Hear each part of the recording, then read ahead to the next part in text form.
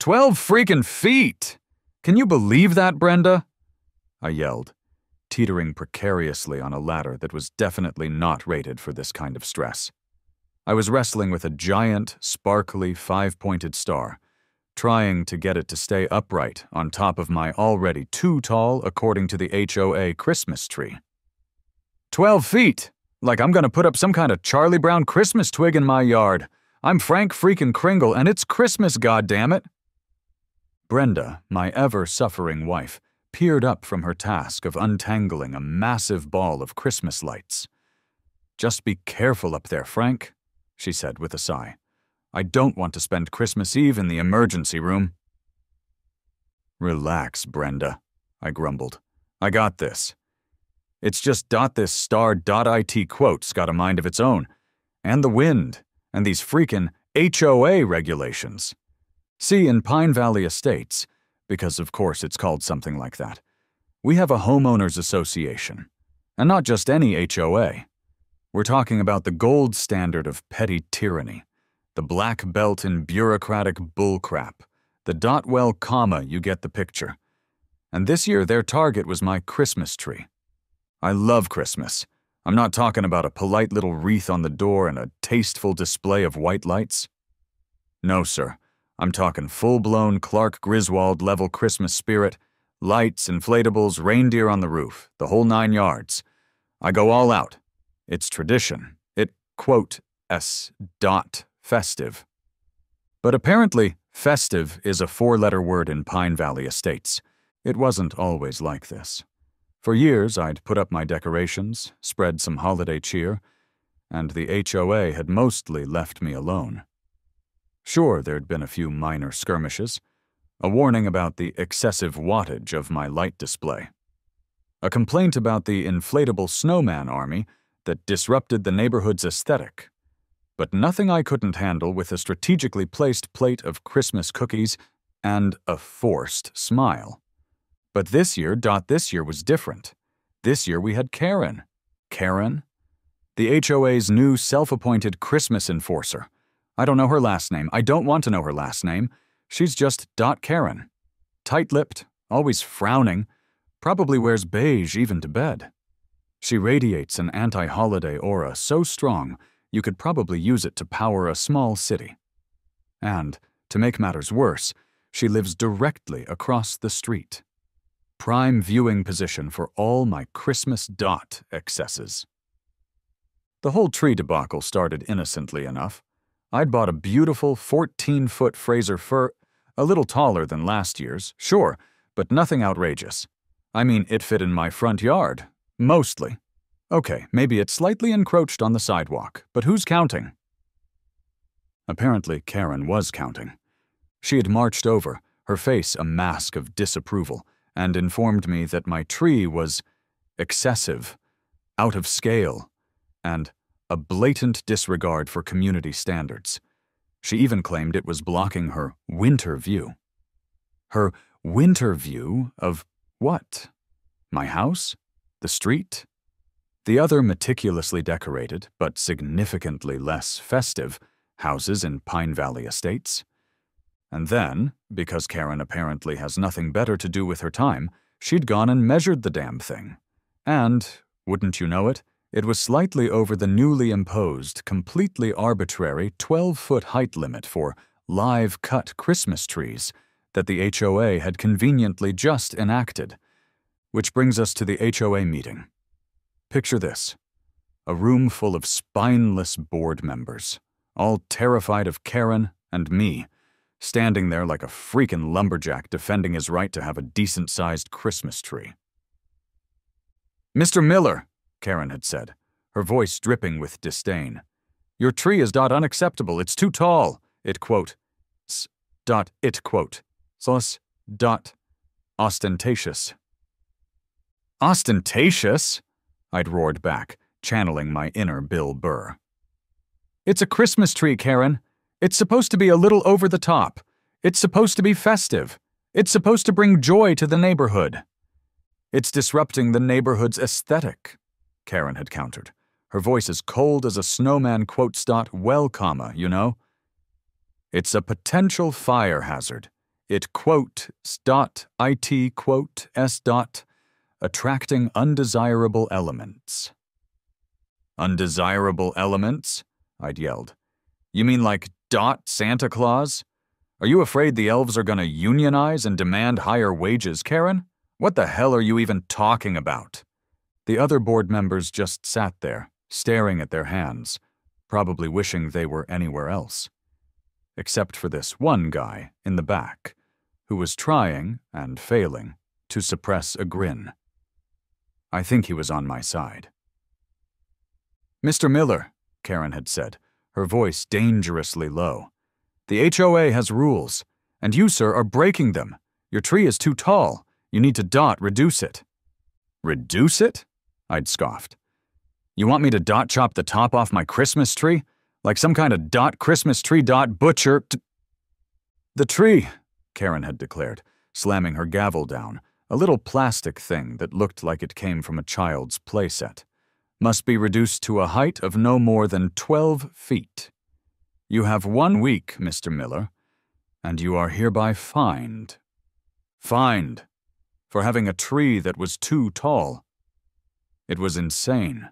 It was infuriating. It was Christmas in Pine Valley Estates. I walked out of that meeting, defeated, but not broken. Karen might have won the battle, but she sure as hell wasn't going to win the war. I'd be back, and I'd have a tree, a big tree. Oh, she was going to get a tree, all right. A tree she'd never forget. 1 week, Karen had said. 1 week to reduce my beautiful, majestic, slightly too tall for the HOA Fraser fir. 1 week to chop it down to a pathetic HOA-approved 12 feet.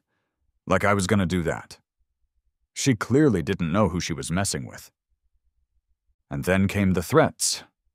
Oh yeah, Karen wasn't playing around. Letters, emails, even a freaking voicemail threatening further action, legal proceedings, and, I swear to God, potential tree removal by HOA-approved personnel.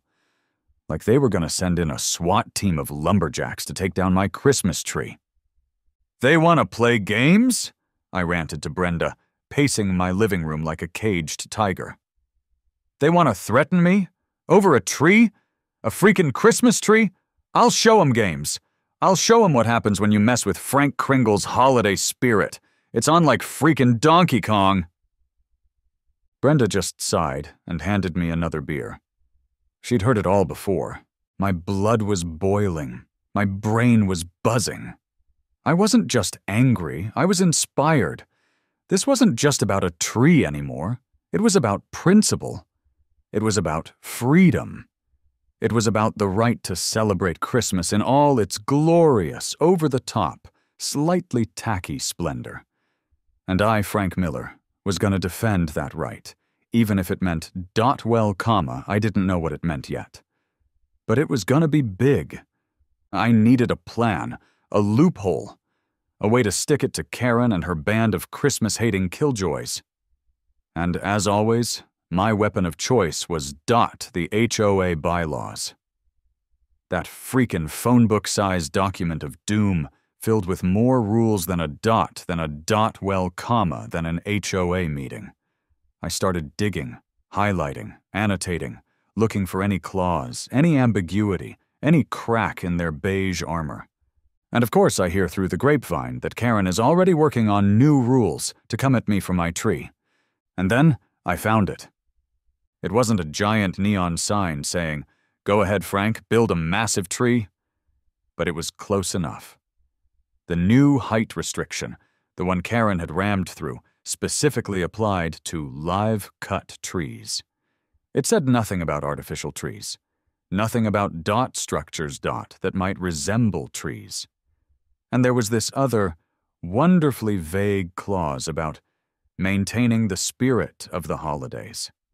The spirit of the holidays, huh? I could work with that. A slow, evil grin spread across my face. Live-cut trees, I muttered. Well, Karen let see how you like this. The idea was so insane, so over the top, so utterly perfect, that I almost started laughing. Almost. I had a tree to build. A big tree. Operation Tannenbaum Titan was born. My plan was simple, in its audacity. I wasn't going to reduce my tree. I was going to replace it with something bigger. Much, much bigger. I was going to install a 40-foot-tall Christmas tree. A behemoth. A colossus. A freaking redwood of holiday cheer. It would be artificial, of course. Or maybe structurally reinforced. I hadn't worked out all the details yet. It would dwarf Karen's house. It would be visible from space. It would be the most glorious, ridiculous, HOA-defying Christmas tree the world had ever seen. And I'd argue, with a perfectly straight face, that it wasn't a live-cut tree. It was a holiday decoration. A temporary structure. AA festive sculpture. And therefore completely exempt from Karen's precious 12-foot height limit. I could already picture her face. The sputtering rage, the bulging eyes, the steam practically coming out of her ears. It was a beautiful image. This wasn't just about Christmas anymore. It was about revenge. Sweet, pine-scented, ridiculously oversized revenge.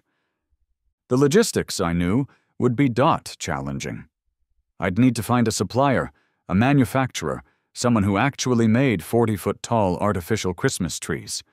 I'd need to figure out how to transport it, how to assemble it, how to how to keep it from blowing over in a stiff breeze. But I didn't care. I was on a mission, a Christmas mission. And nothing, not even Karen and her entire army of beige-clad Grinches, was going to stop me.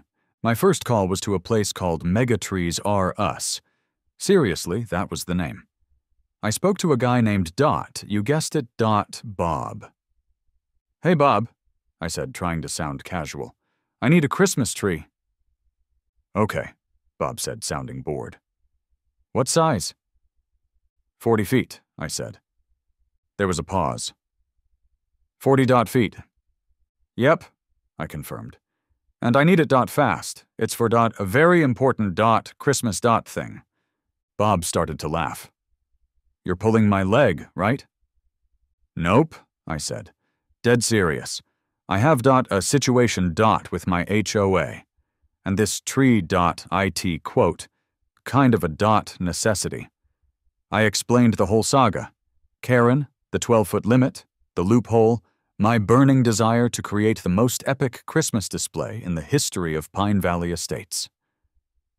"Mister," Bob said when I was finished, "you are my kind of crazy. I love it. 40 feet, huh? We don't usually get orders that big, but we can do it. It'll have to be custom made, of course, and it'll be delivered in sections. You'll need a crane to assemble it, and it ain't gonna be cheap." "Cheap isn't what I'm going for, Bob," I said. "I'm going for impact. I'm going for shock and awe. I'm going for the biggest freaking Christmas tree anyone in Pine Valley Estates has ever seen." "You got it," Bob said, chuckling. "Consider it done, but you might need a permit. From the city, I mean. Not just your HOA. "Good point. Next stop, City Hall." I walked in, feeling the stares.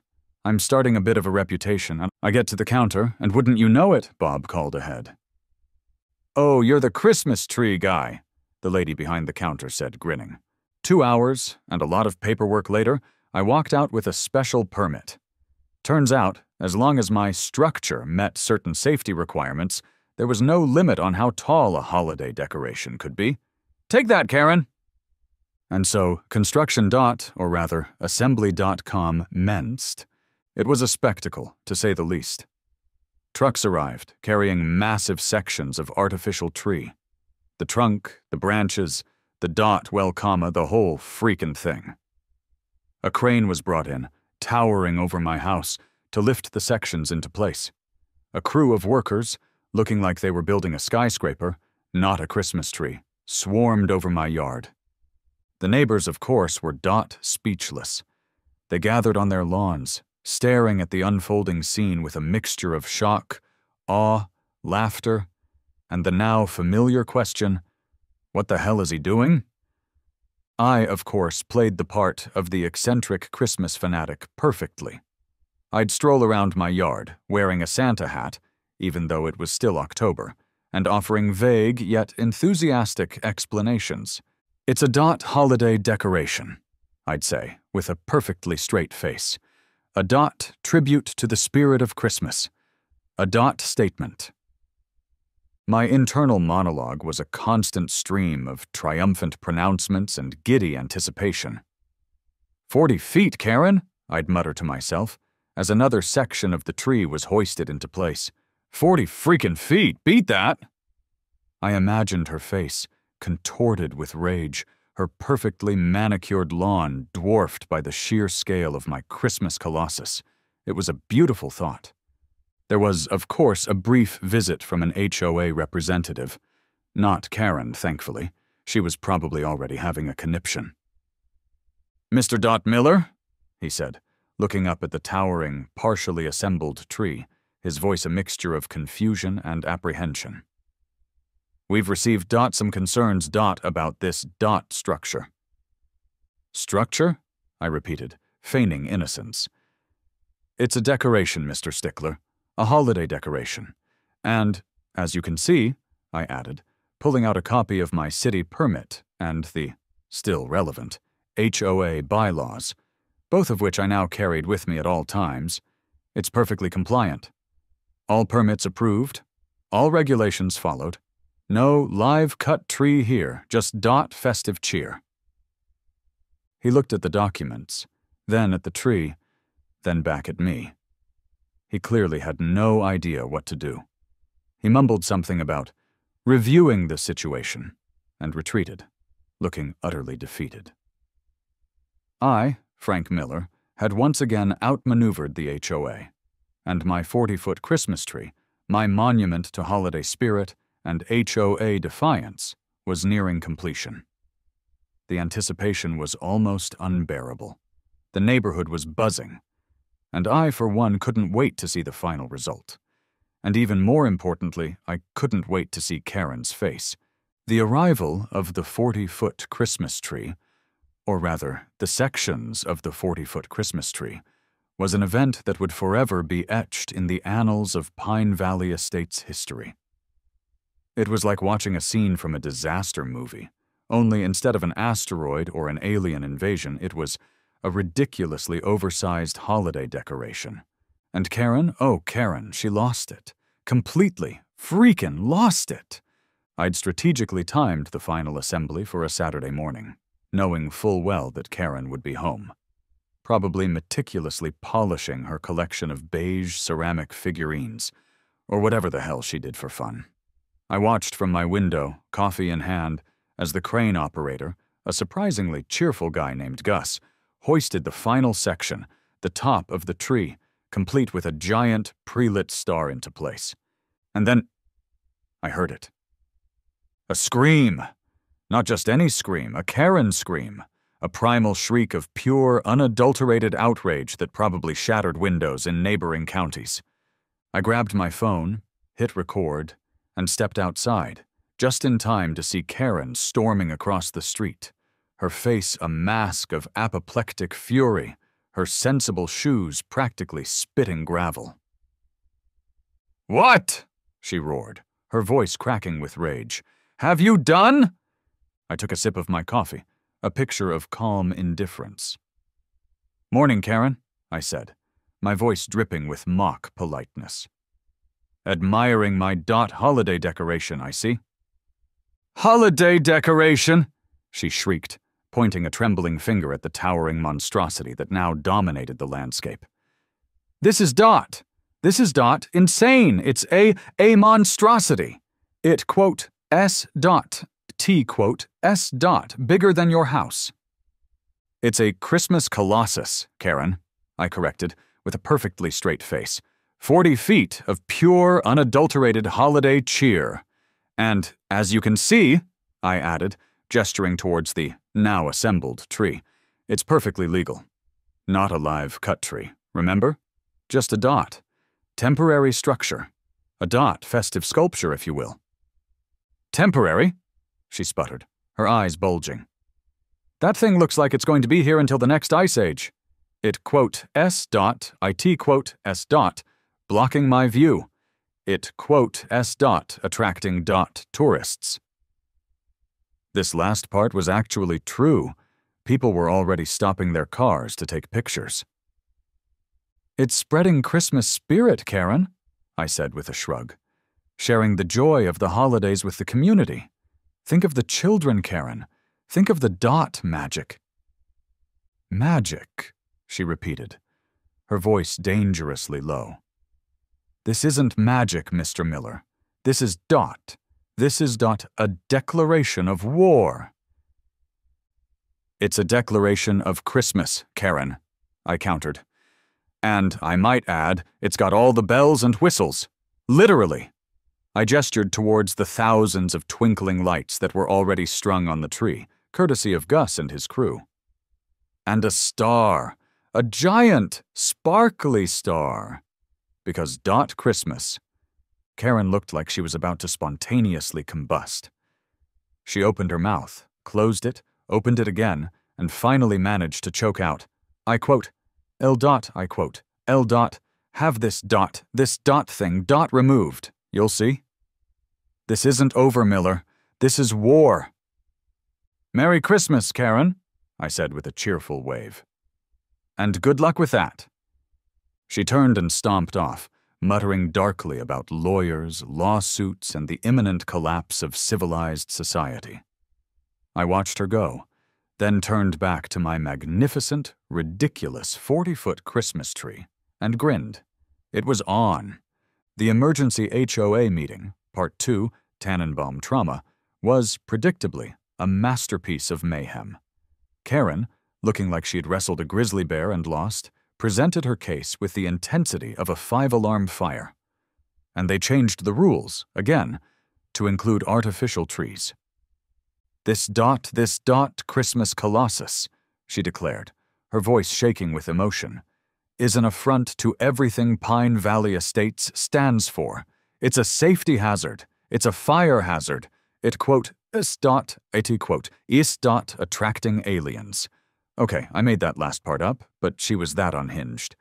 She'd even brought in a so-called arborist, a guy who looked suspiciously like her gardener, wearing a lab coat that was clearly too big for him, who testified about the dangers of oversized artificial trees and the potential for catastrophic collapse during high winds.